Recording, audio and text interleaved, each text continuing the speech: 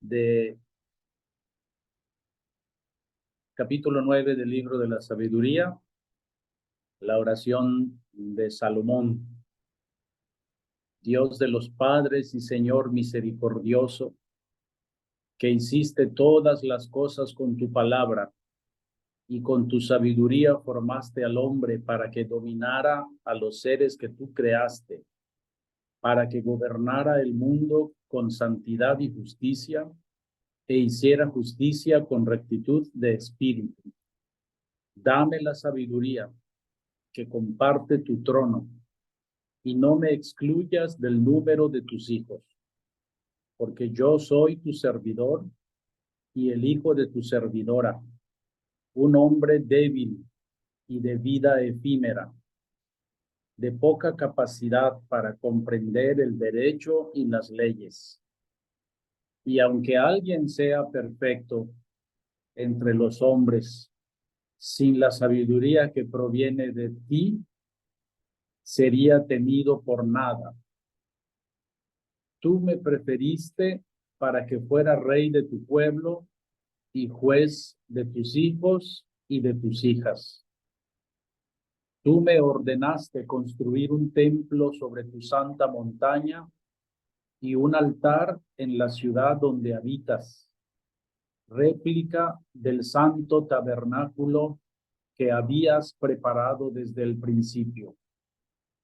Contigo está la sabiduría, que conoce tus obras y que estaba presente cuando tú hacías el mundo. Ella sabe lo que es agradable a tus ojos y lo que es conforme a tus mandamientos.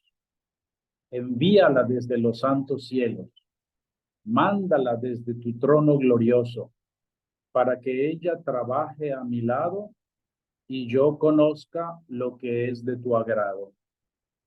Así ella, que lo sabe y lo comprende todo, me guiará atinadamente en mis empresas y me protegerá con su gloria. Entonces mis obras te agradarán. Yo gobernaré a tu pueblo con justicia y seré digno del trono de mi Padre.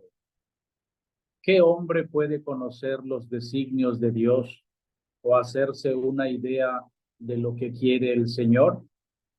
Los pensamientos de los mortales son indecisos y sus reflexiones precarias, porque un cuerpo corruptible pesa sobre el alma, y esta morada de arcilla oprime a la mente con muchas preocupaciones.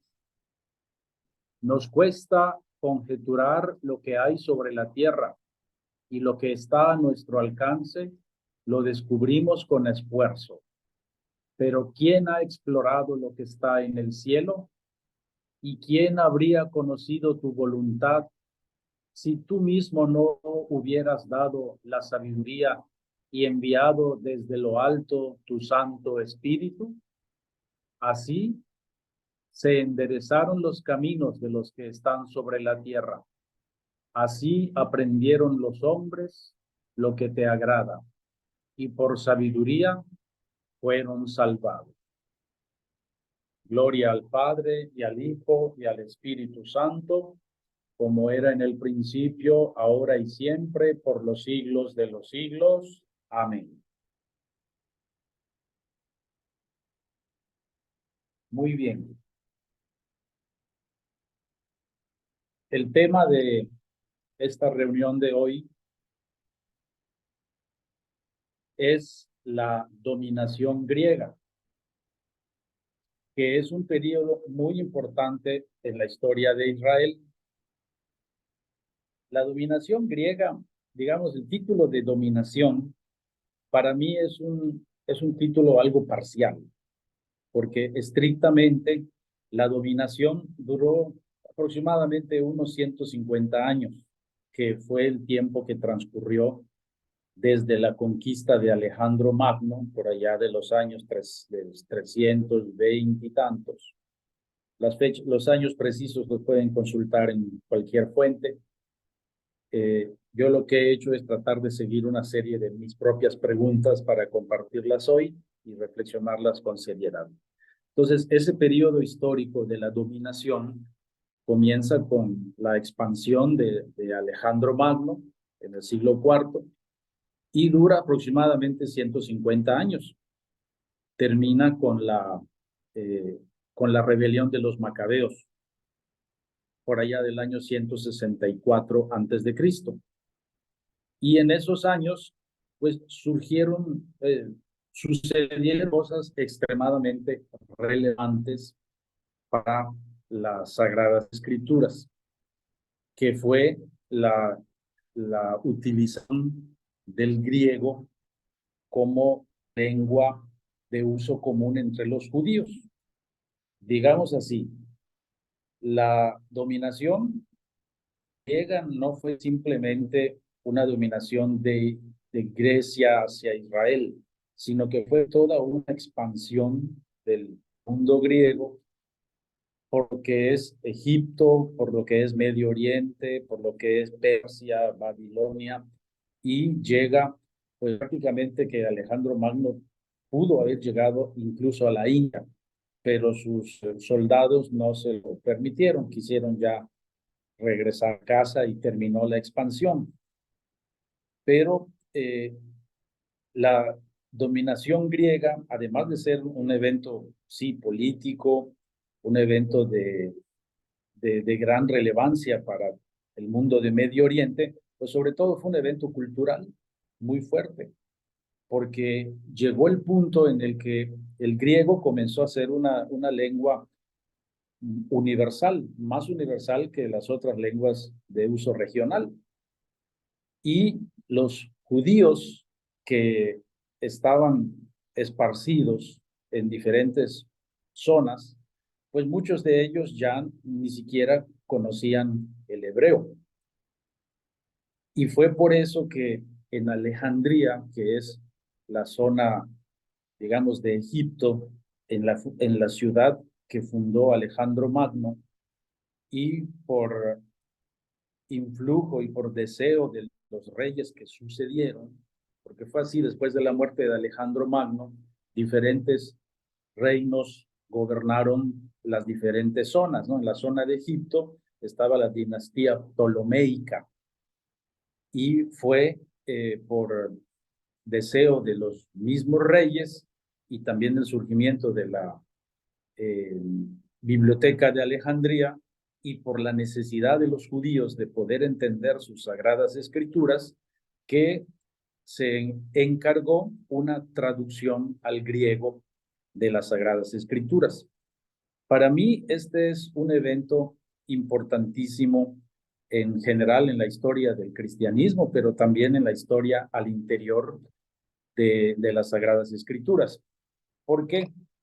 Porque cuando se escribió esta traducción al griego, que es conocida como la Biblia de los 70, en alusión a los 70 sabios que simbólicamente se dieron a la tarea de hacer esta traducción, pues resulta que hay algunos libros en la Biblia de los 70 que al paso del tiempo no fueron reconocidos por el mundo estrictamente judío, esos que nosotros llamamos hoy los libros deuterocanónicos. Y que en ese tiempo, pues existía una, digamos, doble lista de libros. Uno que es la lista larga que circulaba entre los judíos de habla griega y que está retomada en la Biblia de los 70, y otra lista, digamos, más corta que excluye los libros escritos en griego y que se restringe a los libros escritos en hebreo. Entonces, ese sería el canon judío. Entonces, eso para mí es un tema muy importante, quizás más importante que el tema político de la dominación, es la cultura que los griegos pues universalizaron, prácticamente que su cultura, su filosofía, su lengua, su arte, pues empezó a ser la manera común, la manera corriente de pensar. Entonces, para mí, más importante que entender lo que es la dominación griega, hay que hablar mucho y comprender mejor lo que significó lo que hoy se llama la helenización, que fue digamos así, la incorporación de lo que es la lengua, la filosofía y todo el mundo cultural griego que interactuó y de alguna manera se fundió con los diferentes mundos de la antigüedad. Y por eso es, digamos, hay que darnos cuenta que hay una versión de la interacción cultural griega con Egipto, que esa se, se prolongó prácticamente hasta tiempo de la llegada del imperio romano. Hay que ver que eh, hay un desarrollo de la interacción entre los griegos y los judíos que prácticamente se termina formalmente como dominación política con la rebelión de los macabeos, que Judea tiene unos 100 años de independencia hasta la llegada de los romanos, por allá del año 63 antes de Cristo. Pero como todo esto fue originando un mundo nuevo, un mundo que estaba más comunicado, que empezaba a ser más cosmopolita, un mundo que empezó a traer nuevas maneras de pensar y que creo que hay que reconocer la influencia, por ejemplo, de la filosofía incluso en el mundo cristiano.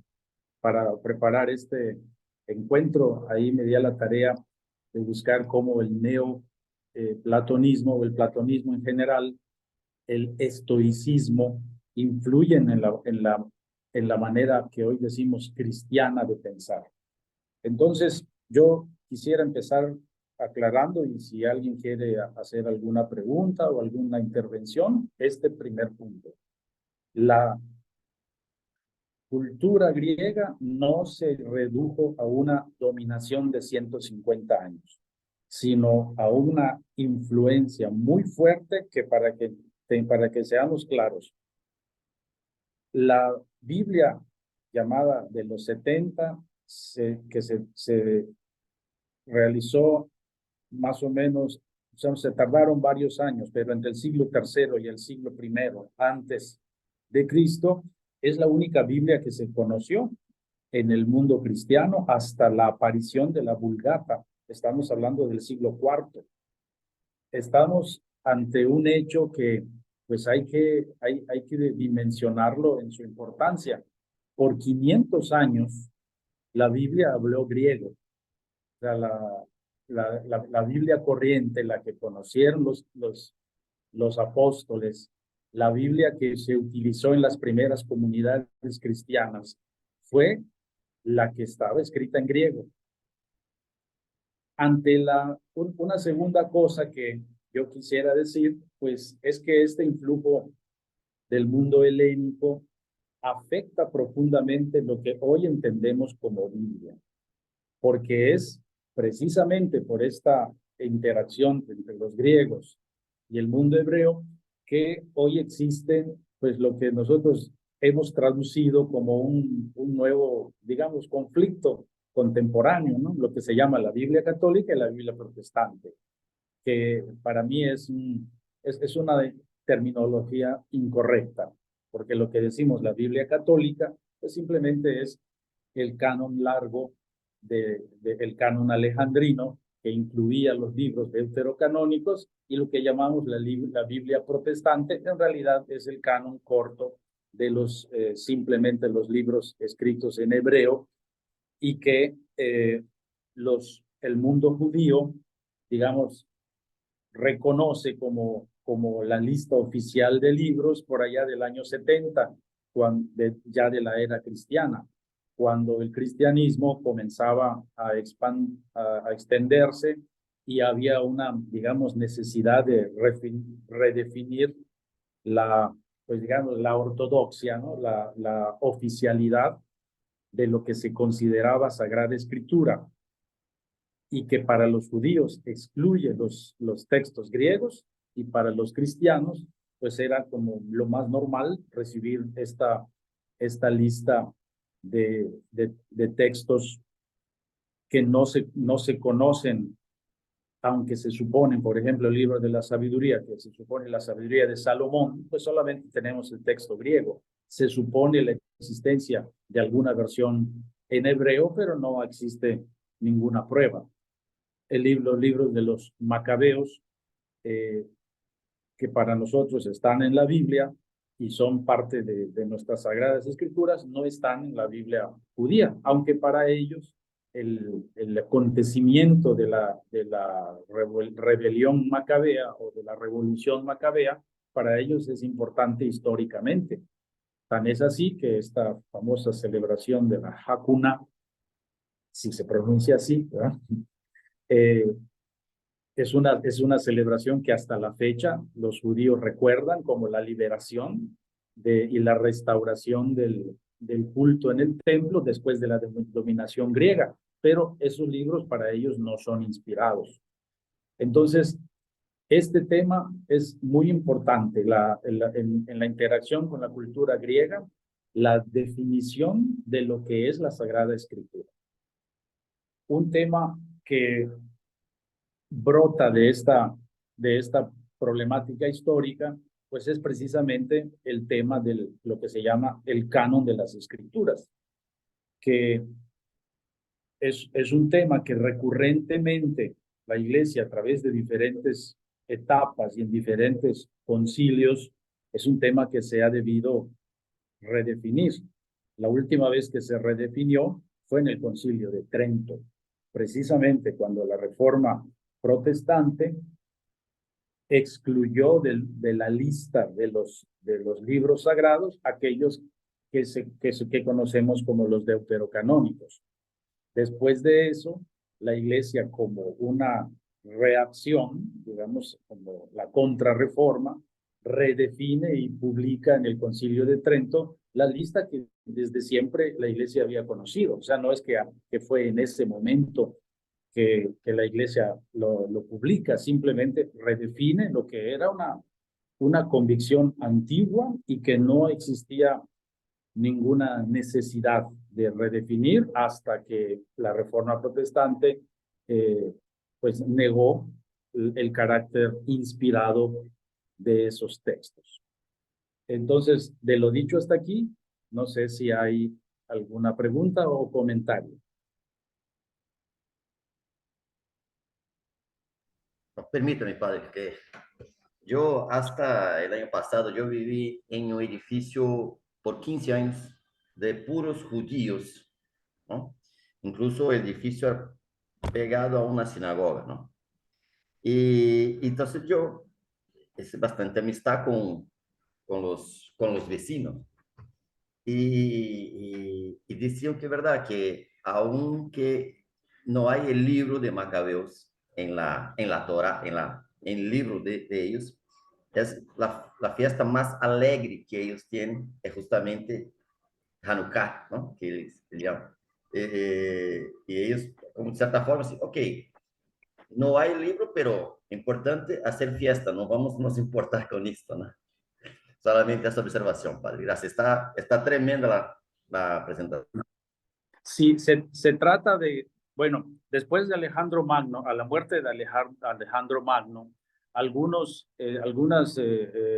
sucesores empezaron a gobernar diferentes zonas.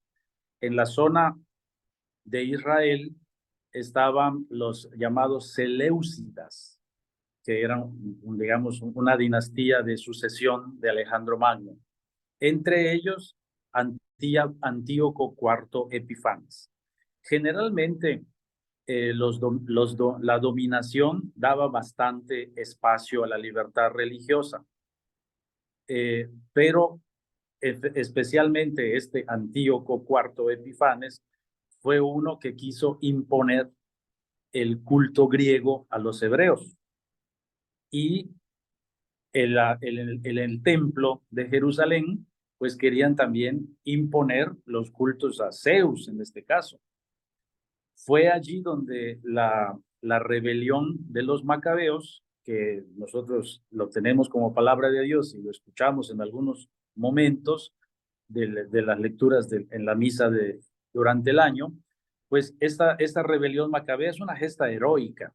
¿Por qué? Porque a la vez de que se liberó Israel de la dominación griega, se restableció el culto en el templo. Entonces es una gesta además de nacionalista, una gesta que reintegró la dignidad del culto en Jerusalén. Y esa libertad que ganaron los macabeos ante Antíoco Epifanes duró 100 años, hasta que después de eso vino la dominación romana, pero estamos hablando de 100 años después. Esos 100 años de independencia fueron años, digamos, gloriosos para Israel, porque hay que recordar, bueno, algunas cosas de la historia de Israel, siendo un cruce muy importante entre los tres continentes, entre Asia, África y Europa, pues ha sido una tierra siempre muy ambicionada, porque dominarla significaba dominar las vías de comunicación y de transporte de mercancías. Y por eso la dominación egipcia, la dominación asiria, la dominación de Babilonia, la dominación griega, la dominación romana se fueron sucediendo a lo largo de la historia. En lo que toca a las Sagradas Escrituras, hay que recordar que la Biblia hebrea es la considerada Tanakh, ¿no? Así le llaman ellos, que consiste en la Torá, los Nevi'im, es decir, los profetas, y los Ketuvim, es decir, los otros escritos. En esas tres partes estaba organizada la Biblia hebrea. Lo curioso, y aquí es donde hay que dejarse llevar cada quien por sus propias preguntas, pues que hay bastantes preguntas que hacernos sobre esto. Primero, ¿cómo afectó la helenización la manera de asimilar y de compartir la fe? Porque los conceptos que en hebreo tenían un sentido, una vez traducidos al griego, pues ustedes conocen esa expresión que dice que el que traduce traiciona, que es decir, traducir ya implica una reinterpretación de algunas cosas. Yo, por ejemplo, de las que para mí son como más simpáticas, es que, por ejemplo, en el mundo católico, a la Virgen María o le decimos esposa del Espíritu Santo. Y eso, pues, lingüísticamente, pues suena bien, porque el espíritu, pues, es como masculino y María, pues, es femenina. Pero si lo vemos en griego, espíritu no es masculino, es neutro. Y como neutro no le correspondería a un carácter, digamos, de masculinidad o feminidad. Y en hebreo, el ruaj es femenino. Entonces, para un hebreo, decir que María es la esposa del Espíritu Santo es una cosa extraña, porque ni siquiera lingüísticamente suena bien. Yo por eso siempre prefiero decir que María es templo del Espíritu Santo. Pero este pequeño ejemplo nos puede dar a entender cómo en nuestra lengua actual, en el griego y en el hebreo, hay diferencias muy grandes de significado. Entonces, imagínense toda la Biblia traducida. Imaginemos lo que puede significar las expresiones del Nuevo Testamento que hoy nosotros leemos, lo que significaron cuando fueron traducidas al griego y la afectación que esto pudo tener a la interpretación de la doctrina en hebreo. Entonces, este primer tema es muy importante y por eso yo creo que nunca vamos a dejar de estudiar las Sagradas Escrituras, porque siempre hay trabajos pendientes y estos trabajos de buscar cómo en la traducción, en la lengua, en las mismas doctrinas bíblicas, pues la traducción puede marcar diferencias muy grandes en la interpretación. En segundo lugar, hay que ver que todos los grandes concilios de la Iglesia y las máximas obras teológicas de los primeros 3 siglos de la vida de la Iglesia fueron escritos en griego, tanto los evangelios, todas las cartas, todo lo que nosotros conocemos como el Nuevo Testamento, aunque se supone que, por ejemplo, exista una versión hebrea o aramea de alguno de los evangelios, pues en realidad no tenemos ni un pedacito de rollo que lo demuestre. Simplemente son, digamos, teorías redaccionales, pero lo que tenemos es todo escrito en griego. Y toda la teología de la Iglesia de los primeros siglos y todo lo que nosotros hemos dicho sobre Dios, sobre la Trinidad, sobre Cristo, incluso sobre María y su maternidad divina, todo está en griego. Entonces, por eso yo digo que es mucho más importante que el hecho de la dominación, el hecho de la difusión de la cultura hebrea, griega, empezando por la lengua. Recordando que tampoco se trataba de una lengua, digamos, en su esplendor, sino era una especie de griego decadente o extremadamente sencillo o limitado, que era el conocido como koiné, es decir, el griego común, el que se hablaría en cualquier calle o en cualquier mercado. O sea, no se trata de un griego académico, no se trata de los mejores años del helenismo, sino de una lengua pobre o empobrecida, quizás sea más correcto decirlo. Entonces, ¿cómo esto nos origina que los cristianos hoy tengamos una, una serie de conceptos que hemos heredado de la lengua griega y que pues representan, pues no sé cómo utilizarían los expertos esta realidad, pero es una interacción en donde dos maneras de vivir o dos visiones culturales se fusionan y se esparcen en el mundo mediterráneo después del Imperio Romano. Y cómo todo esto es lo que originaron nuestros credos, nuestras expresiones, nuestros dogmas, nuestras fórmulas de fe. Entonces, esta parte sí que es muy importante, digamos, es producto de la helenización. Hasta aquí, ¿alguna cosa, alguna resonancia? ¿Cuándo pasa del griego al latín? En el siglo IV, con San Jerónimo. San Jerónimo es el que, viendo que ya cuando ya llega el Imperio Romano y el latín comienza a ser de uso común, entonces la necesidad de traducir los textos griegos y hebreos al latín. Estamos hablando del siglo IV con San Jerónimo. La fiesta de San Jerónimo es el 30 de septiembre. Entonces, durante 500 años, la Biblia estaba para los cristianos y para los hebreos en la diáspora, estaba escrito en griego. Los que no conocían hebreo y muchos judíos ya no entendían el hebreo, lo entendían en griego.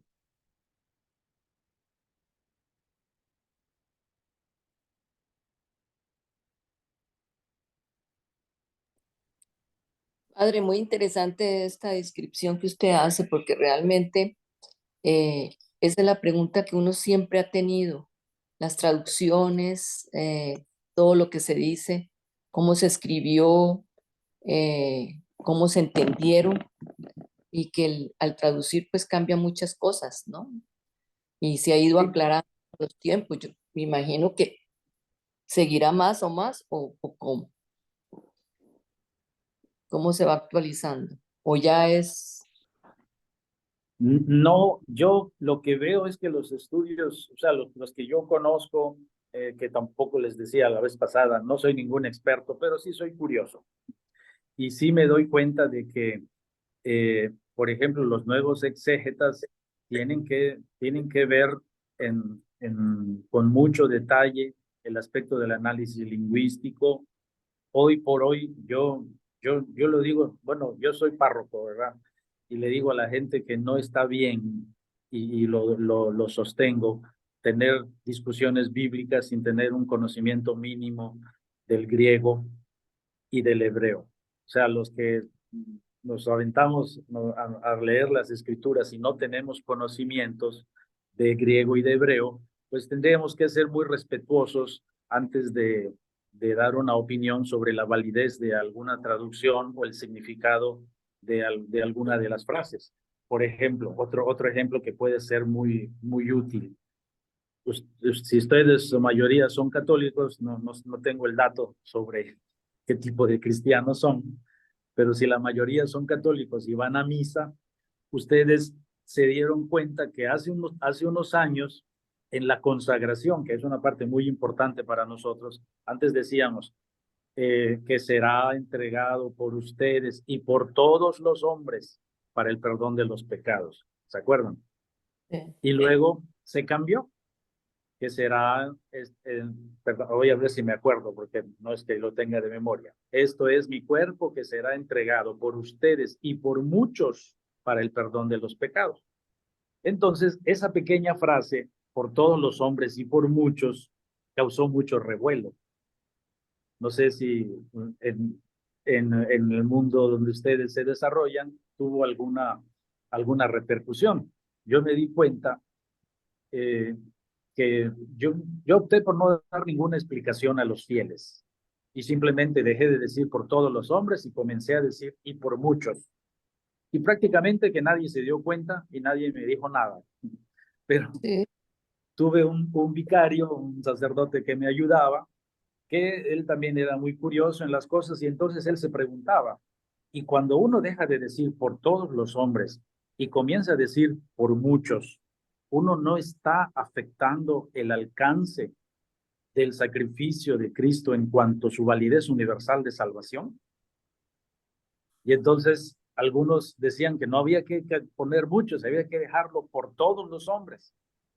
Y algunos decían, pero es que hay que ser fieles también a cómo está en la escritura.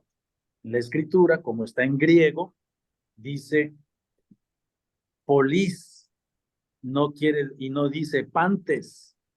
Pantes sería todos, polis sería muchos.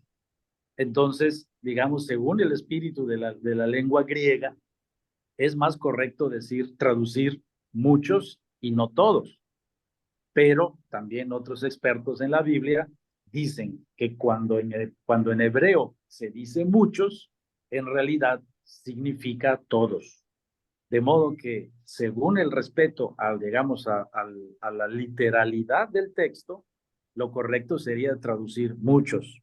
Pero según el significado en el origen, lo correcto sería decir todos. Entonces, este tipo de cuestiones, de nuevo, nos presentan las variaciones que hay entre el mundo o la expresión hebrea y la expresión griega. Los evangelios están en griego, pero los personajes eran hebreos. Entonces hay que hacer toda una traducción de adaptación o interpretación del sentido, incluso de una palabra, de un concepto, según varía en el mundo helénico, digamos, general, que es la nueva cultura dominante hasta la llegada del Imperio Romano, que tampoco hay que decirlo así, porque aunque el Imperio Romano ya se había establecido, la cultura seguía siendo griega, y los textos seguían siendo griegos, y la Biblia seguía siendo griega, y la arquitectura seguía siendo griega, y muchas cosas digamos, de la filosofía romana eran tomadas de la filosofía griega. O sea, el espíritu helénico pasó desde el mundo griego hasta el mundo romano y permeó por 500 años la lengua y por todos los siglos el pensamiento cristiano.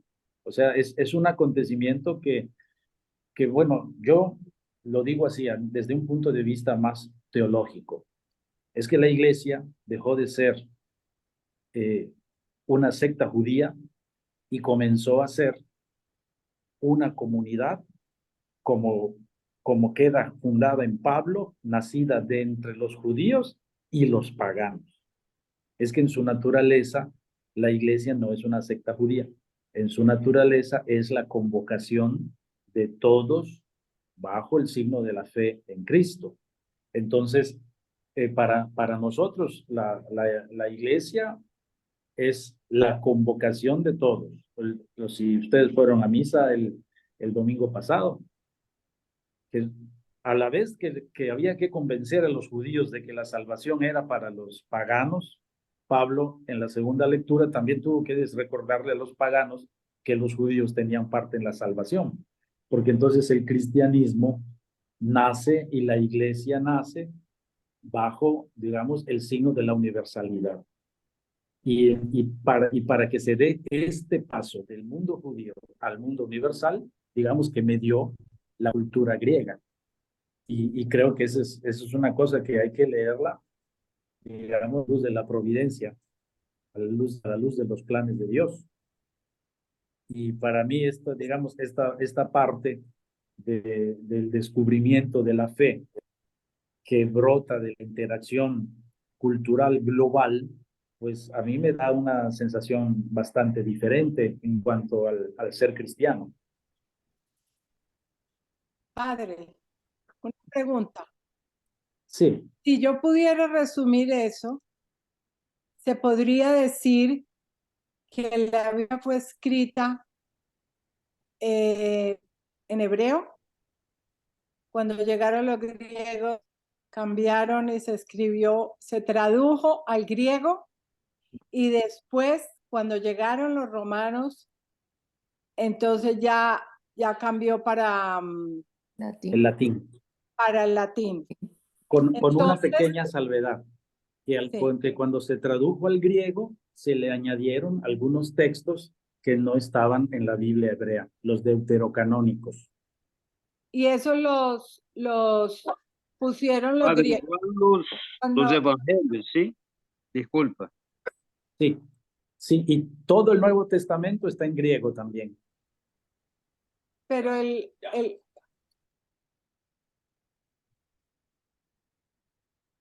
Yo tengo una inquietud con justamente ese paso del hebreo a griego. Hermano, disculpa, es que la hermana no terminó su pregunta.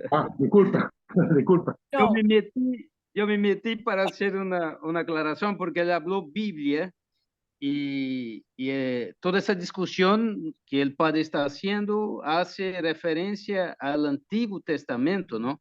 Todo el Nuevo Testamento fue escrito en griego. Que me corrija, padre, por favor, ¿no? A nivel teórico, se supone la existencia de algún evangelio en griego, perdón, en hebreo, pero no existen pruebas físicas, simplemente son teorías literarias. Sí, muy bien. Entonces, hermana, puede continuar su pregunta, disculpe. no. Entonces, al traducirlo del hebreo al griego, pudieron haber habido muchas malinterpretaciones también. Pudo haber habido muchos cambios en la parte gramática y en el contar de las historias y todo esto.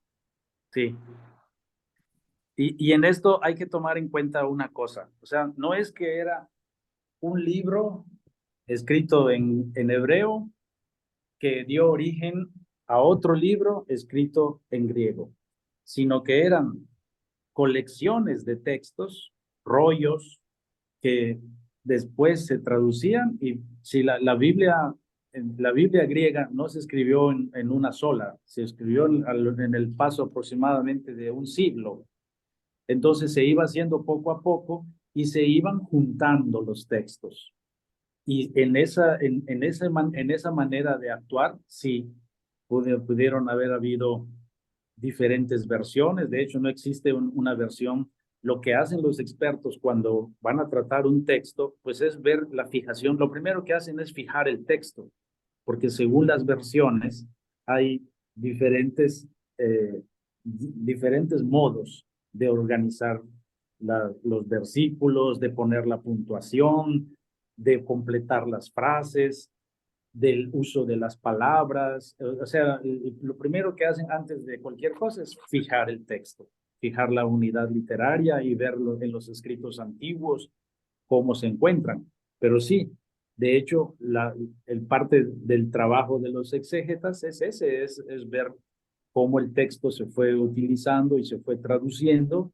Y no sabría yo si decir la palabra error, porque a la escritura le corresponde esto que se llama la inerrancia, o sea, la que no tiene errores en cuanto al contenido salvífico, pero sí diferencias en las versiones.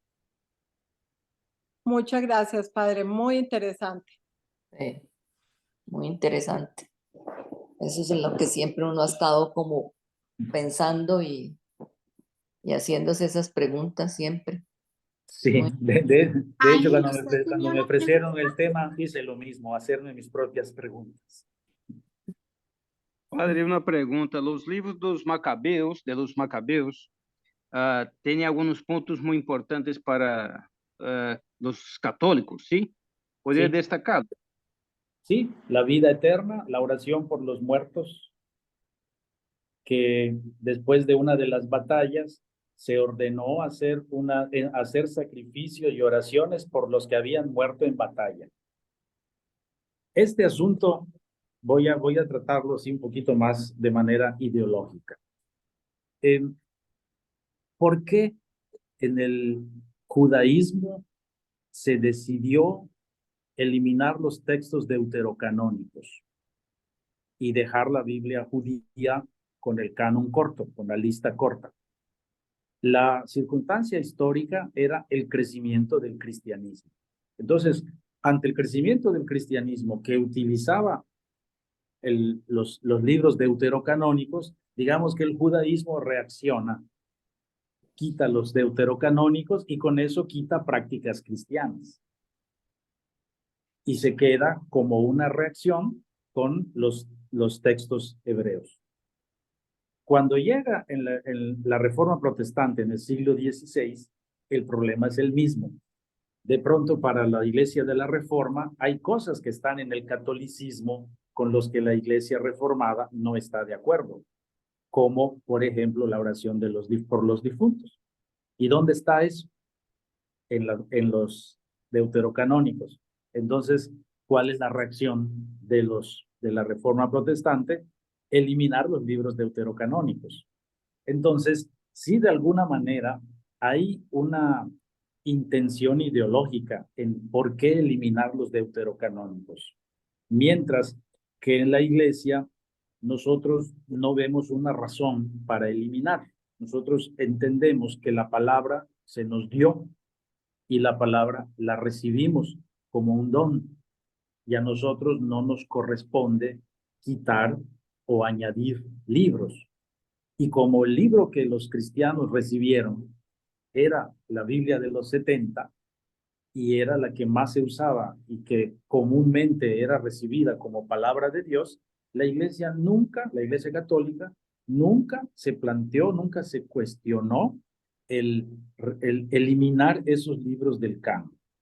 Cuando tuvo que hacerlo, era para evitar, por ejemplo, en los primeros siglos, que se añadieran escritos, por ejemplo, los agnósticos o los apócrifos entre los evangelios, que hay cosas muy interesantes, pero no son palabra de Dios. Los evangelios apócrifos, cartas apócrifas de apóstoles, que pues había un esfuerzo también por introducirlas en el Nuevo Testamento y la iglesia la iglesia católica no los aceptó porque entraban en contradicción con estos libros que eran de uso más antiguo y común. Entonces, la iglesia nunca, en la iglesia católica nunca se cuestionó la validez de los deuterocanónicos. Cuando se redefinieron las listas era para eliminar los que se querían introducir sin autoridad apostólica, sin validez histórica, digamos. Entonces, en esto yo pongo un punto yo preguntaría, o sea, me gustaría poder regresar a la Reforma Protestante y preguntarles por qué eliminaron o por qué hicieron una decisión de no incluir los deuterocanónicos y regresar a la lista corta de los hebreos. cuando desde el principio el cristianismo conoció la lista larga, la Biblia de los 70, que ni los mismos judíos habían puesto en discusión. Eso lo hicieron en el año 70, ya cuando el cristianismo comenzaba a propagarse. No, sin duda, padre. Incluso los protestantes que hablan que no aceptan los deuterocanónicos porque fueron escritos en griegos, entonces que no acepten también los evangelios, que también fueron escritos en griegos, ¿no? O sea, no tiene mucho sentido. Pero el No tiene mucho hermano, sentido, sí. sí, hermano Ángel, tú tenías una pregunta, disculpe. No sé si Ángel todavía está por ahí. No, realmente fue ya aclarada con María Osorno, ¿no? Que era justamente la inquietud de eso, el hebreo versus el griego, ¿no? Claro, el proceso quizás de la aparición, pues, o mejor dicho, de meterse el hebreo sobre el griego sobre el hebreo, fue por la situación helenística, ¿no? Así. O sea, Sí, o porque sea, ya, después de los imperios, muchos pues. judíos no hablaban hebreo, hablaban griego. Bueno, porque estaban dispersos, Sí, estaban todos dispersos, digamos, hasta hijos de hebreos, de judíos que no hablaban el hebreo. Padre, Gracias. una pregunta. Y digamos, uno dice, como eran tantos rollos y existía después, era todo escrito en hebreo, y estuvo el incendio de la biblioteca en Alejandría, o sea, ¿se sabe algo? Si tuvieron que haberse desaparecido muchos libros ahí como de la Biblia, o sea, de un fundamento bíblico muy importante y desaparecieron. Entonces, no sé, digo yo, no sé qué se sabe de ese tema. bueno, entre la información que colecté para este tema, me quedó de tarea lo de la Biblioteca de Alejandría, porque sí, era un proyecto de los reyes ptolomeicos que reinaban en Egipto, de descendencia griega, que en la Alejandría había un centro cultural muy fuerte, un centro comercial muy fuerte, que allí la biblioteca tenía la idea de colectar el saber y traducirlo para el uso corriente, que allí fue donde se hizo la traducción de los libros del hebreo al griego, y que la quema implicó una pérdida, pero no sabría yo decirle de qué magnitud, porque, pues bueno, los libros se utilizaban en todas partes, ¿no? No estaban como centralizados, sino que eran de uso común. Los apóstoles los usaban, eran rollos, eran las mismas comunidades. Por ejemplo, hablamos la otra vez de Qumran, que eran grupos de espiritualidad que utilizaban los libros y los tenían en rollos y los guardaban. O sea, sí existen muchos. No se puede hablar de un texto original. Se habla de rollos, de versiones, se habla de colecciones que existen. En el Vaticano hay unas muy antiguas, muy interesantes. No soy experto en el tema, María Eugenia.